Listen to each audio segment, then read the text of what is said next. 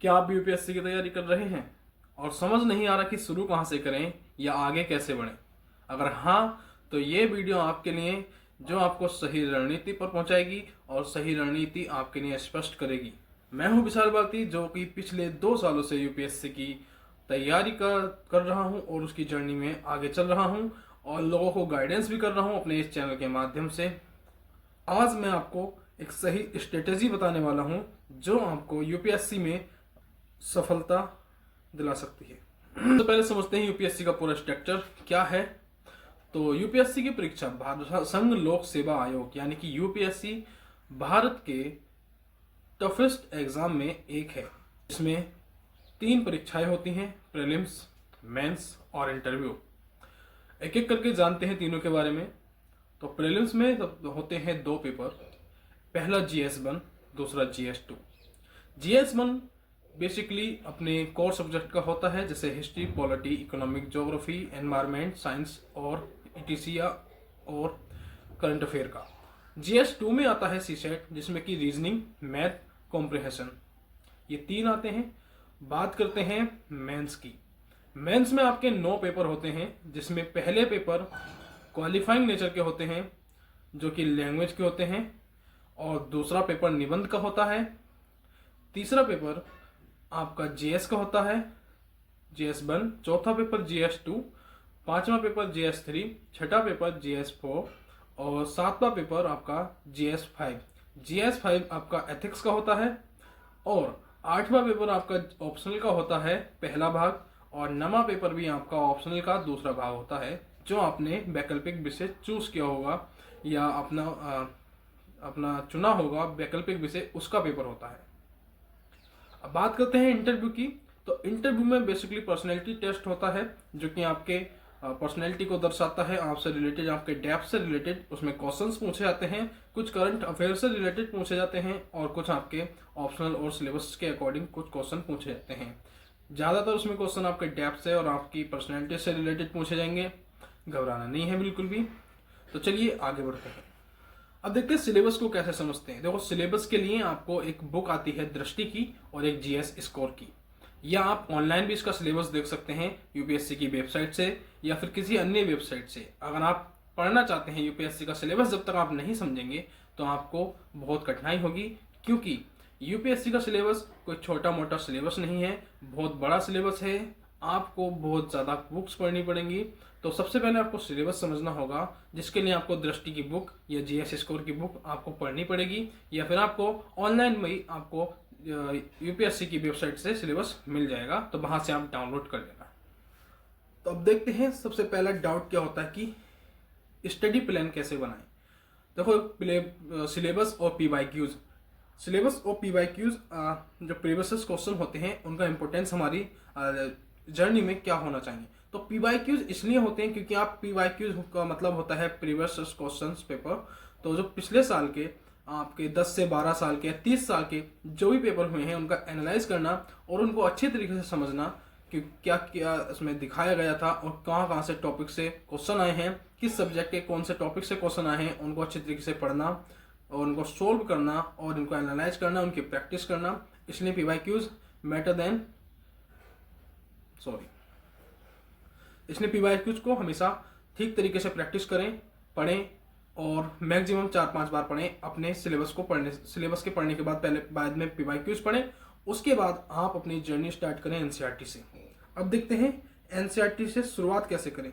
तो देखो, 6 से 12th तक की NCERT कौन कौन सी लेनी है, मैं आपको बता देता हूँ। हिस्ट्री, ज्योग्राफी, इकोनॉमिक्स और पॉलिटी।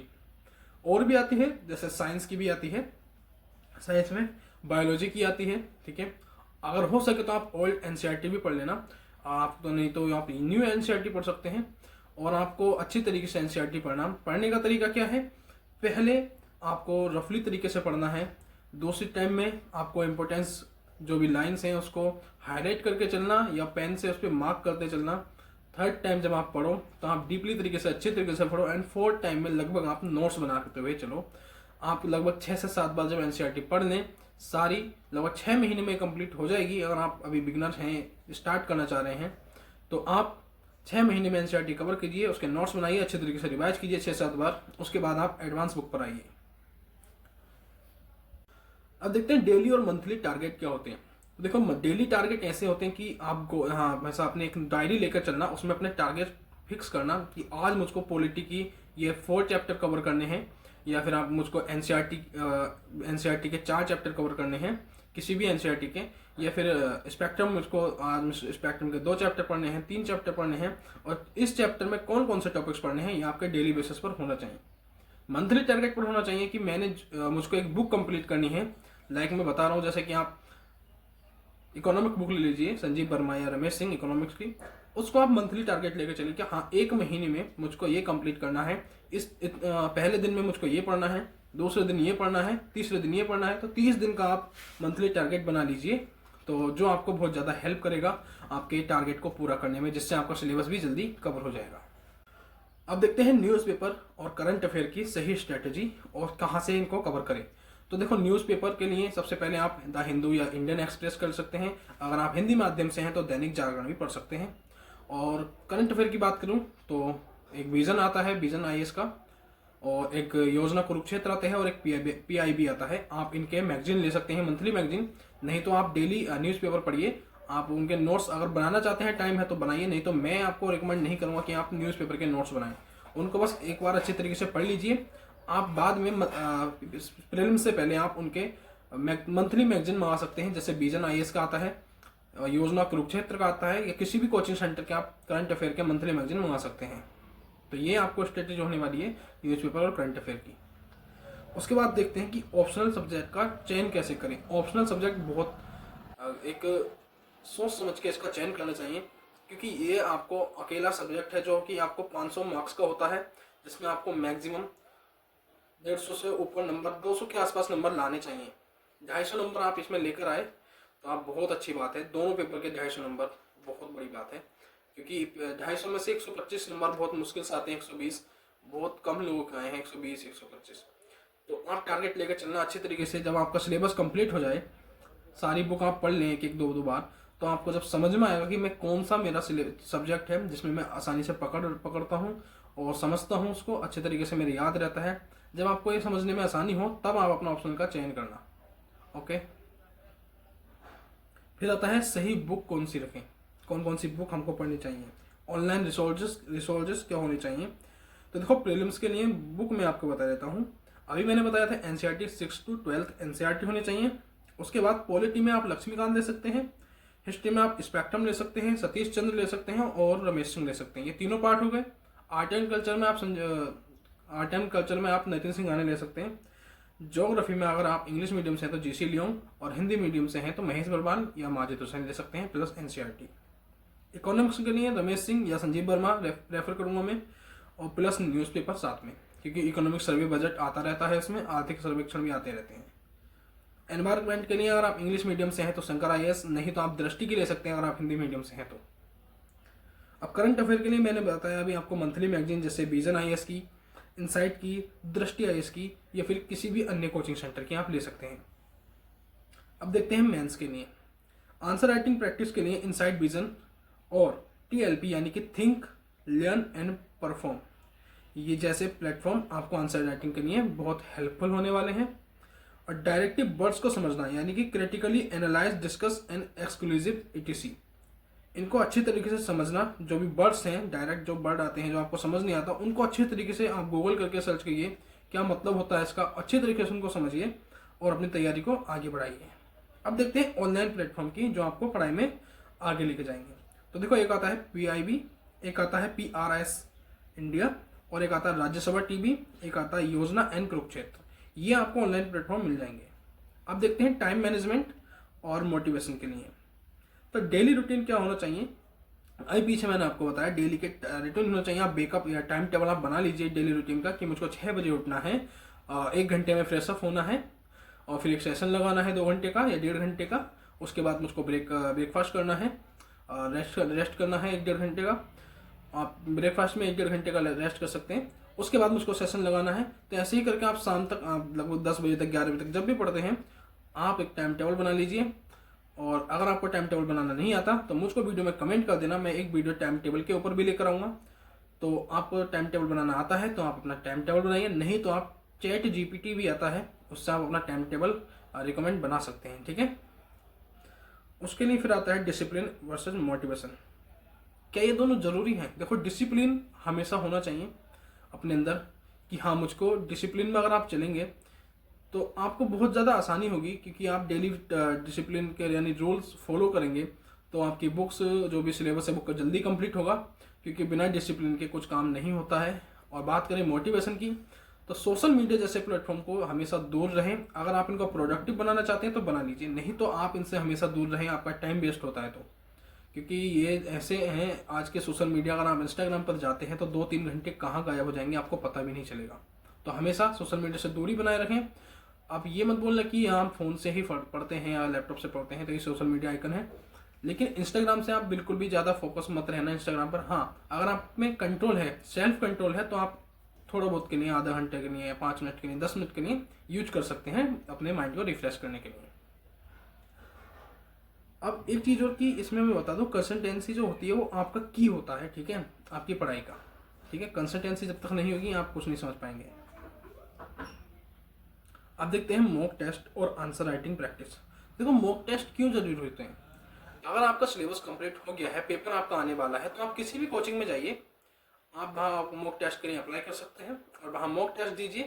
प्रीलिम्स के लिए मॉक टेस्ट दे दीजिए, और आप पहले से कोचिंग ज्वाइन कर रखी है तो वो आपको मॉक टेस्ट कराएंगे ही। अगर ना भी कर रखी है, नहीं भी कर रखी, तो आप जाके आप फॉर्म फिल करना पड़ता है, आप मॉक टेस्ट दीजिए और उसमें आपको पता चल जाएगी कि आपकी कितनी तैयारी है, कितनी आपने प्रैक्टिस कर रखी है।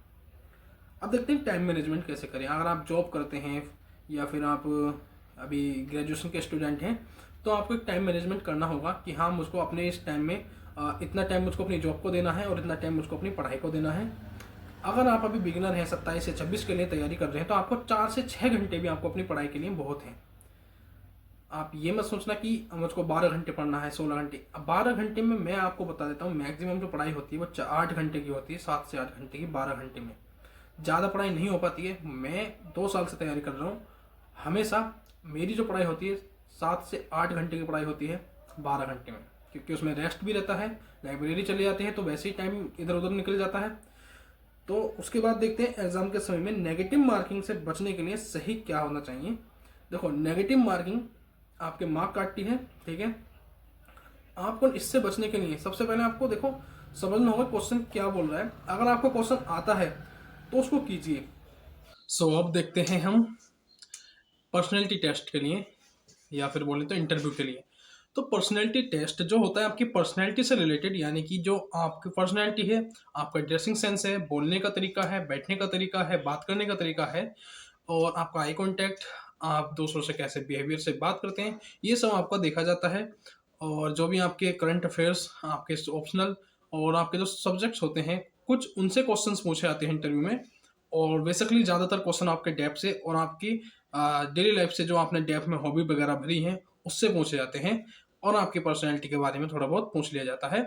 और कुछ क्वेश्चंस आपके डेप, मैंने बताया कि करंट अफेयर से पूछे जाते हैं, और उससे अलग कुछ नहीं पूछा जाता है। बेसिकली जो वो टेस्ट जो होता है वो आपकी पर्सनैलिटी से रिलेटेड होता है कि आप किसी से बात करने में कैसे सक्षम हैं। ये पर्सनैलिटी टेस्ट के बारे में हो गया। अब आपको कंसिस्टेंसी रखनी पड़ेगी। ठीक है, क्योंकि अगर आपको सफलता पानी है तो संघर्ष तो करना पड़ेगा ही। और यूपीएससी कोई परीक्षा नहीं है ये, बल्कि धैर्य, अनुशासन और मेहनत का एक रास्ता है। जब तक आप धैर्य नहीं बनाए रखेंगे, मेहनत नहीं करेंगे, अनुशासन नहीं बनाए रखेंगे, तब तक आप सफल नहीं हो सकते। ये ऐसी परीक्षा है। और मेरी जो ये वीडियो है, ये एक बिगिनर्स से लेकर एडवांस एस्पिरेंट तक बहुत कुछ मतलब उनको इन्फॉर्म कर सकती है। और अगर ये वीडियो आपको पसंद आई हो तो प्लीज़ इस वीडियो को एक लाइक कर देना। चैनल पर नए हो तो चैनल को सब्सक्राइब कर देना और दोस्तों के साथ शेयर कर देना। और हाँ, अगर आपका कोई कमेंट है, आपका कोई सवाल है या डाउट है, तो कमेंट में उस डाउट को लिख कर भेज देना। मैं कोशिश करूँगा कि पूरी तरीके से उसका जवाब दे पाऊँ, क्योंकि मैं अधिकतर बच्चों के कमेंट का जवाब देता हूँ। मेरी ओल्ड वीडियो में आपने देख चुके होंगे। तो अगर आपको कुछ भी इन्फॉर्मेटिव वीडियो और चाहिए आगे को, या फ्यूचर में कुछ इन्फॉर्मेटिव वीडियो चाहिए, तो हमारे इस चैनल को सब्सक्राइब कर लेना। और अपने दोस्तों के साथ भी शेयर कर देना। मिलेंगे फिर से एक और न्यू वीडियो में, तब तक के लिए लेते हैं आपसे अलविदा। जय हिंद, वंदे मातरम।